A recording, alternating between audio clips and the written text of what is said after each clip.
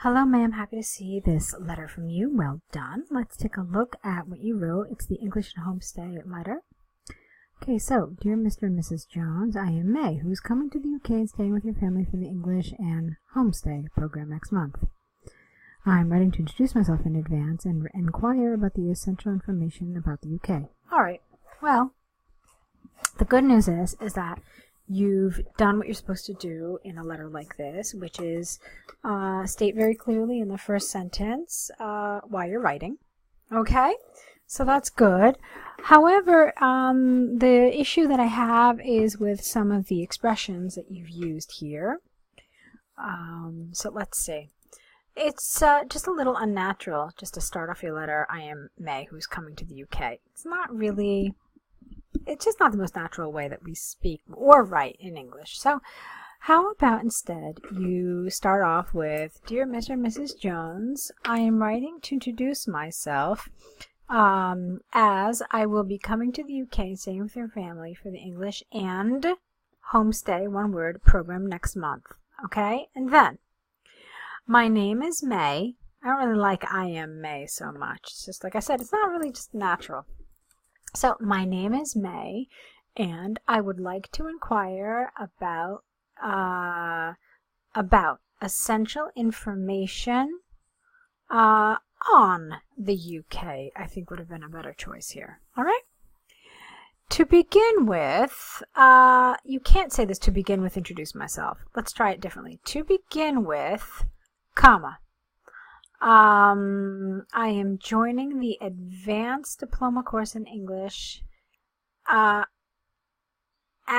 Kaplan College, capital C, in the UK. This is why I'm coming over to the UK as a part of the school program. I will be staying with your family for about 3 months. Okay. As far, not as long as far as the information about the UK is concerned, since I have never been to the UK. All right, now a lot of UK. So instead, why don't we use some pronouns, May? So, as far as the information about the UK is concerned, since I have never been there, or since I have never been to your country, so we want to find an alternate word so we don't keep using UK over and over. I would like to know about the weather there. It will help me a lot to prepare things for my trip.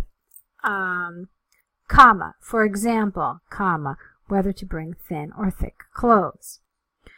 Okay, I would have liked if you had asked something else about the UK, not just about the weather, because if I remember correctly, it says ask some questions about the UK, or ask for some information. So just asking one question in terms of like what kind of clothes to bring isn't really enough. Ask another question. Okay. Regarding my arrival information, I will arrive in the UK on, let's see. Okay, you could have said in the morning of 6th of October, or you could say I will arrive in the UK on 6th October in the morning, okay, with Singapore International Airline, no the.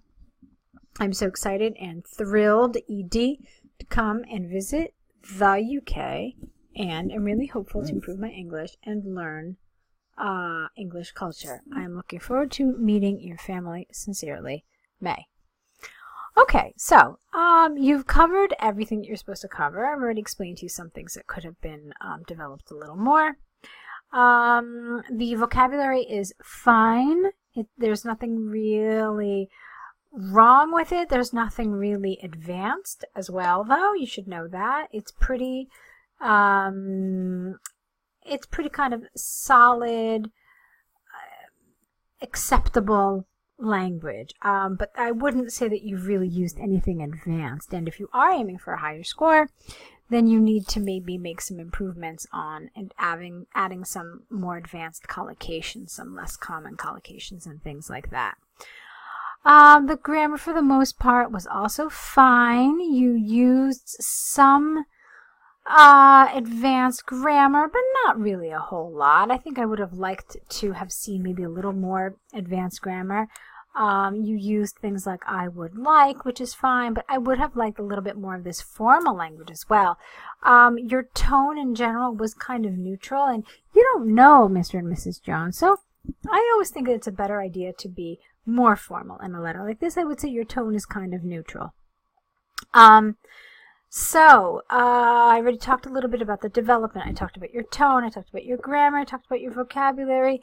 The organization of your ideas was fine, so that means that your coherence and cohesion was fine. However, you could have used some pronouns in some places so you didn't have to keep using UK everywhere. All right?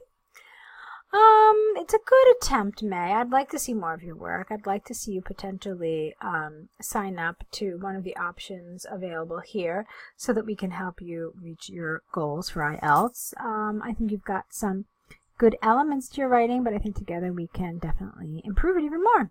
So I hope I get to see more of your writing in the future. Wish you lots of good luck and keep writing.